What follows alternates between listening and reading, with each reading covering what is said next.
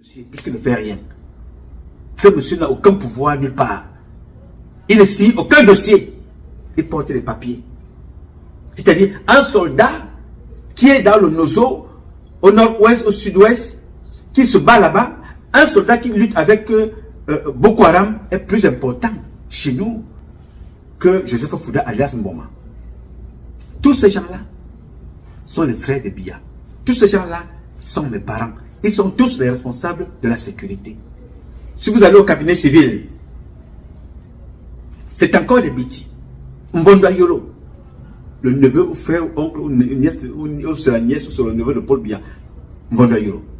Vous arrivez du côté de son adjoint, un autre bandit, Ozat Baboke. Les mêmes personnes, les petits Penanga. Ok. Vous êtes donc partout. Ce n'est pas mauvais puisque l'Arabie Saoudite travaille avec sa famille. Les royautés, les principautés, tout ce que vous pouvez imaginer. L'Angleterre, c'est la même chose. Mais le résultat, c'est quoi? Les enlèvements, les crimes dans notre propre pays. Alors que nous avons la sécurité, alors que nous avons le pouvoir, nous recherchons quoi? Quand tu es commandant quelque part, et que tu as réussi dans ton travail, on t'élève pour que tu fasses encore mieux. On t'élève, tu deviens colonel pour que tu fasses encore mieux ton travail. Pour porter les galons, pour quoi faire? Pour servir qui? Tu croises un général camerounais, il a des médailles jusqu'aux genoux. Il fait la guerre avec quoi? Les moustiques. Ils font les guerres avec qui? Les sorciers la nuit. Pendant qu'on enlève les Camerounais le jour. Et tous sont des petits Benanga. Et ils veulent encore prendre le pouvoir.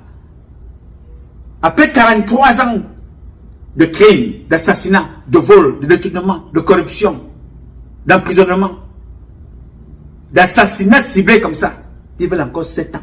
Pourquoi faire? Dites-moi un peu. Pourquoi faire? Et ça, c'est avec la complicité des autres. Le remplaçant de Paul Biya, si il lui arrive quelque chose aujourd'hui, c'est qui? Il s'appelle Nyat. Il n'est pas Biti. Il est de l'Ouest. À l'Assemblée, c'est qui? Ce n'est pas un Biti. C'est Kava Eke Djibril.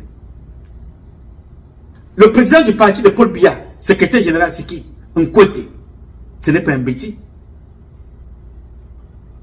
Ils sont donc dans leur organisation criminelle ensemble, mais vous, vous êtes ici au quartier.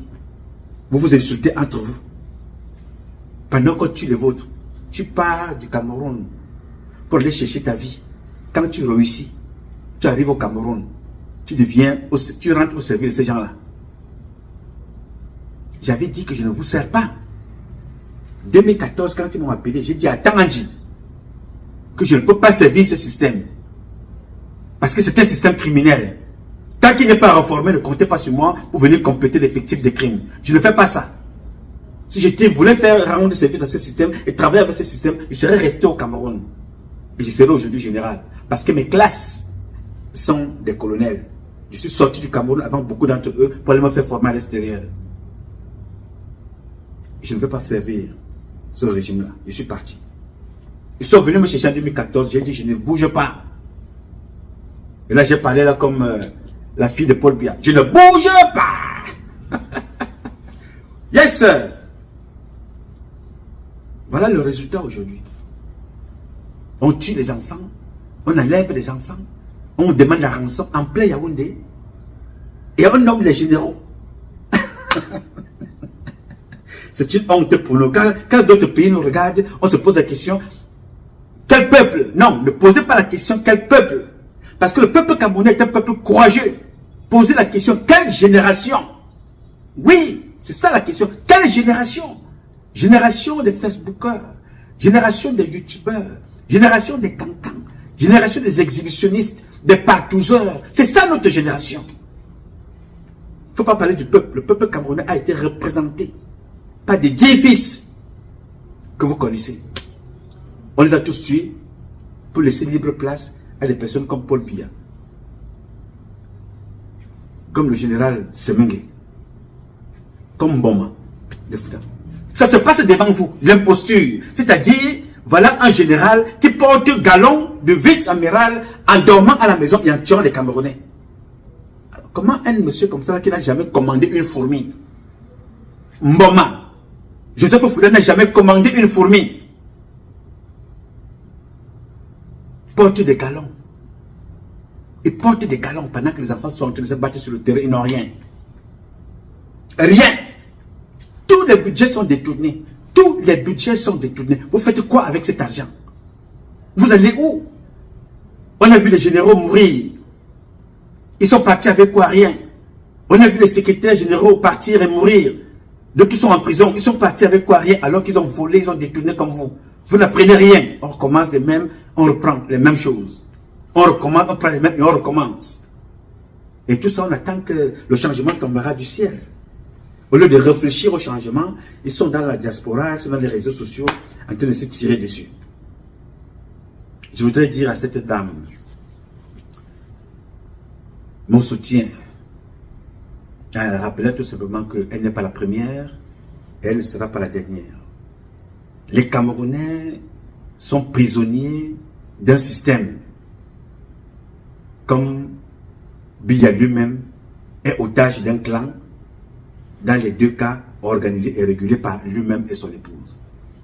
Donc nous ne pouvons pas rester éternellement ici, se plaindre sans cesse. Il serait très important pour nous de nous organiser, parce que personne ne viendra nous aider.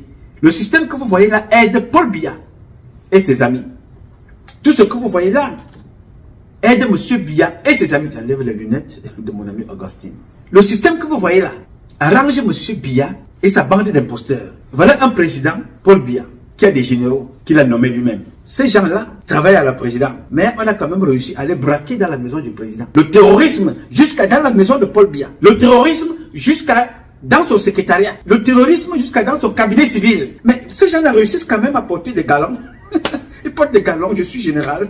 Vraiment, venez célébrer, on danse, je suis général.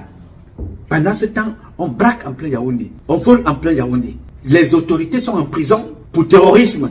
Les autorités. Le responsable du renseignement camerounais, il est en prison. Maxime Ekweiko, avec ses adjoints. Terrorisme! Et on va dire que ce sont les Français. Oui, ils ont leurs responsabilités. Mais je vous ai toujours dit, quand vous saurez, certains d'entre vous sauront ce qu'ils représentent pour le Cameroun. Le Cameroun sera le paradis sur terre. Nous n'avons rien à envier aux autres. Le Cameroun a des meilleures intelligences, les meilleurs intellectuels, les parents encore sages, comme le père Sokoudjou. Mais le Camerounais aussi est le premier criminel de cette planète. Partout au Gabon, ils vont faire des crimes. Partout en Centrafrique, ils vont faire des crimes. Partout, Guinée équatoriale, ils font des crimes. Aux États-Unis, partout en France, les Camerounais sont en tête des crimes. En Allemagne, on a arrêté tout récemment, c'est eux-mêmes qui sont venus parler. Allez voler des faux diplômes. Il faut les voir dans les réseaux sociaux. Venir indexer des personnes qui se battent noblement. Allez, je dois t'imposer le tribalisme. Parce que tu es Béti. Parce que tu es Bamileke. Ça se voit là aujourd'hui. Les gens qui ont enlevé les enfants là, ils ont regardé leur nationalité. Ils ont regardé leur village. Est-ce qu'ils ont demandé leur religion? Ils ont demandé leur habitation? Monsieur,